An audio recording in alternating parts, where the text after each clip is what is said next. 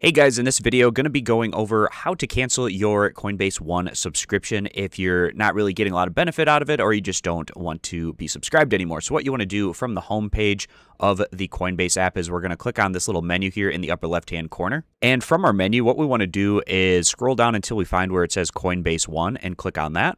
And from this page, it's going to show you all the different benefits that come along with your Coinbase One subscription. But if we scroll all the way to the bottom, we'll see down here at the end of the line that it'll show when your current subscription is ending and that you can manage that. So we're going to click on Manage. It'll show you the current plan that you're subscribed to. And if you go down to the bottom of the page, you'll see you have the option to cancel your membership if you wish to do that. So you can click Cancel Membership. And it'll ask you, are you sure you want to cancel this? And it'll show you all the different things that you're getting with your Coinbase One membership. But if you'd like to cancel, you can click where it says Confirm Cancel at the bottom. And then, of course, you'll continue to have access until the end of your current billing cycle. So then you can click Done.